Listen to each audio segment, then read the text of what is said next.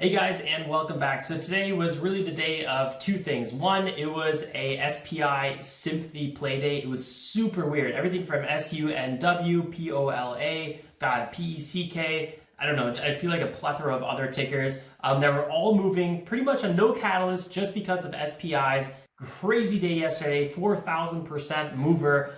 From pretty much like $3 to $46. I mean, that was absolutely wicked. And then today was what I would say probably a bit more of a large cap day trading day. There was beautiful dips, and then there was awesome rips back to the upside. So really, really nice red to green setups. And actually RKT, we entered this trade yesterday. I bought a little bit more down pre-market and then to the market open. And then I actually took profits and closed that whole position, RKT. And I actually want to talk about it a little bit more again, because I think it could be a good secondary setup. So I want to be a little bit focused here on kind of swing trades a little bit. I obviously will be focused as well on our day trades. NETE was one of the ones I traded a little bit more. It was just not my trading day today though. TOS was down pre-market, and then my internet totally crashed in the middle of one of my trades. So it was just like one of those days where your software and your tools are kind of working against you a little bit more than everything. And there was a lot of risk in the market. It was very volatile today.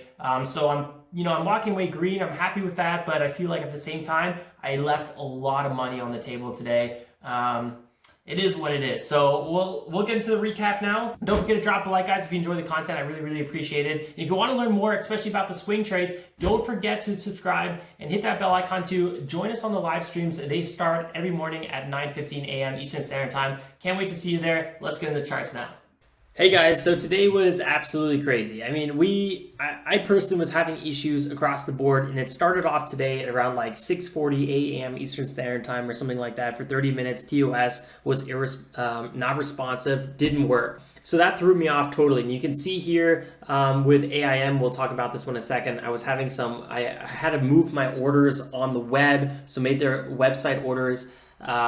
Basically when you log into TD Ameritrade, was trying to get out of AIM, and then I don't know, I was kind of all over the place because I didn't really like the lead gappers so much, and then the one I did like because it actually did have a catalyst actually ended up selling off. Was very, very patient, and then eventually I was like, okay, I see a good setup, let me get long. Boom, my internet dies. It was like just all around kind of a weird day for me. I think still though, the fact that I was able to walk away somewhat green here, $50 up on the day, kind of makes me I'm happy I'm green because, I managed my risk and I didn't enter anything silly. But at the same time, today could have been one of those days again where, you could have made a pretty decent, size. So if we were trading, let's say with $4,000 average position size, or actually right now in September, we're closer to $3,000 average position size. Actually, let me quickly show you guys our September stats because they're looking pretty slamming at the moment.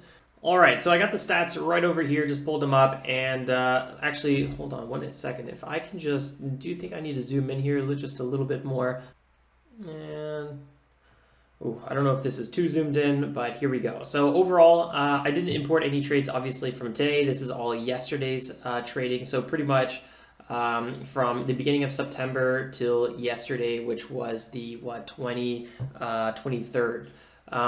So overall, not too many trades yet, 115. Usually we, get 250, close to 300 trades for the month. So I'm a little bit down on this month, I would say, but our total winners are up quite a bit. So we're almost at a, 74% win ratio, which is really, really high. Usually, I think what was last month? Was it like 7? No, it was like 60.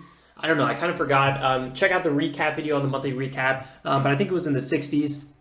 And it's been getting slowly higher every month, which is really, really nice. I think like 70s is really, really optimal. I don't know how much higher I can get from that. At that point, I would get probably a little bit too scalpy. I think anything above 70 is just amazing. You don't really have to worry about improving that. I really like my risk reward here as well. I think these are pretty good stats. And then the average position size is really the thing I want to work on a little bit more. So it looks like this month we're going to be, we're already more than doubling our average position size. So that's why I want to get, from, $3,000 average position size to $5,000 average position size, and then really get on my way to $10,000 average position size. Because then with the same exact trading strategy we're doing now, we could be wrapping up with $10,000 position sizes, $20,000 months based on our previous pretty much whole year statistics on what we're seeing here. So I've been trying to get a little bit more aggressive on a lot of these last stocks trades that we did, 4,000 here, 5.6 thousand, 3.7. Sometimes when I'm a little bit less secure on a setup, I'll use smaller size. So this was $1,800, but you kind of get the gist of it right here. So let's go ahead and review these tickers. And actually AIM, this is not as big of a loss as it sounds. So we entered this one yesterday, and I'll show you guys here what I mean by that. AIM, we entered yesterday on a support line bounce, leftover limit order, and then the price actually shot up. I wasn't online to close my order, unfortunately. So you can see here, we bought here, and then we were actually up around 3% at one point. Anyway, the price closed here at 227. So technically, I was down from yesterday, like an additional like 2% or so. So that's calculated into that loss. Technically, we're not actually down that money, but yeah, that's just how TOS calculates it sometimes. Yeah, this one was selling off pre-market. I actually ended up buying a little bit more here, and that's when I noticed TOS had issues and kind of crashed. And then I was like, I just felt super uncomfortable with the whole situation, and I just went here and kind of closed these orders. I would have probably closed them anyway because that was my original plan. If we broke 2.2, I was out. I wanted to sell actually on the first pop, so I missed that. So my thesis was already pretty much expired. I only averaged down here a little bit because I knew that there was big support here, roughly around $2. This was a recent runner with decent support around this area. That's why I had this trade. Ultimately, it just kind of cost me a little bit today, but not really the end of the world. RKT was actually a swing trade, a supposed to be swing trade, RKT. We've been talking about the swing trade for a really, really long time. This is nothing new on this channel. You guys probably all know about my limit order here on 2025. It's been there for pretty much weeks, at least what it feels like, maybe just a week or so, but it's been there pretty much since this trade. And then, we got executed in the evening yesterday, and then I bought a little bit more twice, pre-market, and I think into the market open. Once pre-market and once into the market open. And because I knew like here there was a huge resistance roughly at 20.5, and the overall market had a bit of a red to green move and would probably actually end up start selling off again, I was like, you know what, 20.5, if we could walk away with some profits in this area, I'm just going to close out my whole trade. And if we have the opportunity, I'm actually going to buy RKT again on a dip past 19.5. That's kind of my current play on RKT.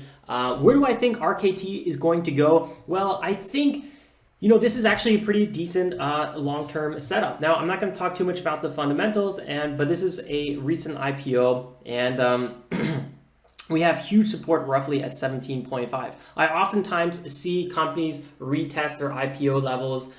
We try to retest the IPO levels here, but we had a rounded bottom move. This is actually very, very bullish. I love seeing moves like that, and I actually think I traded this move. Let me go to all accounts. Yeah, we actually had a rounded bottom here. I bought the low of this rounded bottom, and I kind of sold as we were coming here to the former resistance. I could have, should have, would have held this one, obviously. This was a huge continuation from here, but I was not looking for a full-on breakout. I was way too conservative on this one. I should have let it go a little bit longer, but whatever, it is what it is.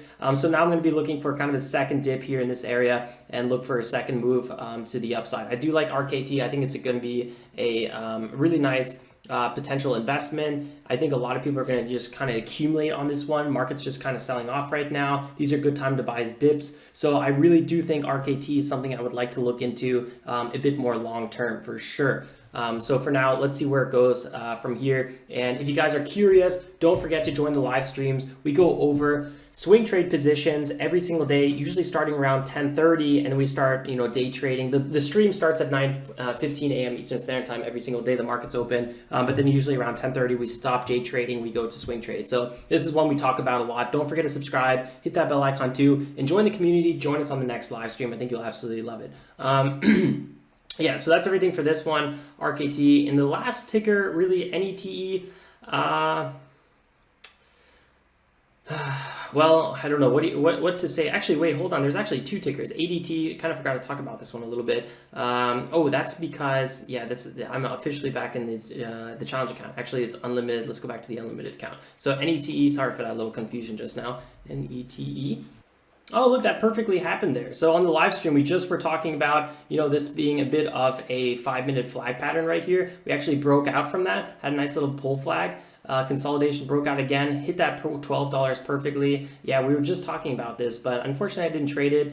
I, pretty much wrapped up my trading day after this just disaster with, oh my God, the internet going out. So let's talk about NETE. This was, to me, what I thought was going to be the best small cap of the day. Obviously, SUNW ended up being a little bit better, but it was already up 500% pre-market with no catalyst. I think it was a pure sympathy play. So I want to focus a little bit more, I thought, on NETE, which to some extent was the right idea because I think SUNW was just a really, really hard one to predict or just play. So NETE with a 4 million float US software infrastructure company with an EV pilot facility beginning construction, I think early October, really, really kind of jumping on the bandwagon a little bit here on NETE. This one had a lot of failed spikes, so I wasn't super optimistic on this one. Not to mention pre-market, it was like in these $18 zones, which I felt was really, really high, 17.5, big resistance. So I wasn't really thinking like, oh man, this is going to be a huge runner. Plus every open so far had a big dip to the downside. I was thinking maybe we're going to see 20 bucks because yesterday was such a strong day.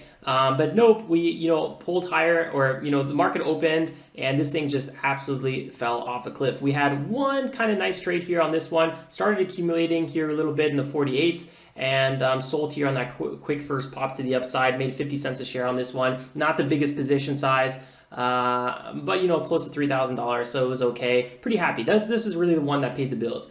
All in this area, I was like going between large caps, small caps. I was just watching a lot of stuff. I was checking the chat room. I wasn't really too, focused on swing trading anything or day trading anything specific. But in this area, we had a beautiful flush down here near big $10 support. Then we cracked $10 and, it just was looking like it was getting weaker and weaker and weaker. And then I was like, this price is going to turn around.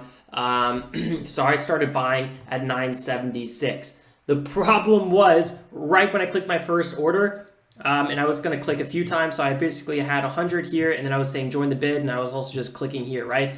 That exact moment, the internet crashes for like 2 to 3 minutes. Nothing worked. The live stream went off. Everything was just a disaster. I was like, am I in this trade? Am I not in this trade? I had no idea what was happening. Anyway, the market or the internet came back on. This thing was somewhere over here, had that 7% beautiful bounce. Sold off a little bit, and then I'm like holding it here on this candle, and I'm just like, don't even know what's up and down anymore. I was like, God forbid I close this one red, so I just, cut out of this trade. This was such a disappointment. I'm not gonna lie, like I should have not taken it too much to heart, which I don't think I really did, but at the same time, I was like kind of bummed out about that. I would have definitely got about 300 shares. Maybe I would have done 500 shares, That's really kind of what I'm trying to work on, getting $5,000 position sizes. A 7% bounce on that one. That would have been really nice. Yeah, what is that? $350 we would have wrapped up on with that trade. So that would have been, instantly right there. It's all about being super, super patient as a day trader. You wait for the setup that you are looking for, right? Some of you guys might look at that and be like, Alex, that's a falling knife. That's a horrible trade. Whatever. To you might be right because for you don't trade this setup and you don't feel comfortable with it, then don't trade it. But for me, those are what I look for again and again. I feel really comfortable and I was waiting all day for this setup. Then I got it. And then I couldn't trade it. So it's like a little bummed out. Anyway, yeah, I mean, there were some really good breakouts here. I think this pullback, this flag pattern here, I wanted to trade as well. I didn't trade it. I don't know why I should have, but I didn't. This ended up being a 15% pop. So you could see, just like today, could have been like a huge $1,000 plus profit day, but somehow I ended up kind of like sitting on the sideline today. That's why I'm a little bit bummed out overall today. I mean, I'm happy it's not a red day, but still, I'm not going to lie, I'm a little bit bummed out.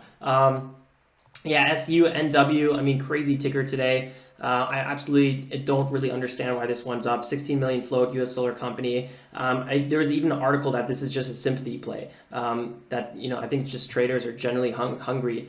Same with POLA. I don't really have much faith in these tickers that they're going to have, massive runs. But the fact that this is a set, or, they've already had massive runs, but I was kind of saying like continuation, green days that hold their highs. Technically, SUNW has had that, where it's, had these wicked runs hold their highs really well. I don't know. I'm just really, really skeptical. And, when I don't really understand why a ticker is up so much and I don't really feel it, I'm not in the flow on it, then I have no problem with just not trading it and missing that opportunity. To me, it's like I'll learn from it, but I'm not going to just chase something because I'm having FOMO and I want to trade it. If I don't understand it, I'm not going to trade it. So that's how I feel about SUNW and SPI, NETE, actually POLA, not so much NETE. NETE, holding this $10 area pretty well, but we're on the kind of the backside of this little bit of a lump. You never really hold the highs here too well on NETE, so I don't really find it too interesting. I really think, guys, right now, RKT, things like this, we're having some really, really nice moves on the large caps. So be a little bit focused overall, I would say, on the large caps. Right now the whole market is selling off. Just be a little bit more attentive on getting maybe some really, really nice swing trades. Yeah, that's pretty much everything I wanted to say. And if you guys are curious, like I said before, join the live streams. We talk about swing trades. Right now we're talking about a lot more because it's hot right now for swing trading. And buying some big dips on some really beautiful tickers like Tesla. So join us on our swing trades. Learn. I hope you guys find value in that. It seems like the community is absolutely loving a lot of things we talk about. So join us there. I think you'll really appreciate it. All right, guys, that's everything for this video. I will see you then first thing tomorrow morning, starting at 9:15 a.m. Eastern Standard Time to trade the market open after reviewing the watch list. Don't forget to drop a like on the way out, and ciao, ciao, guys.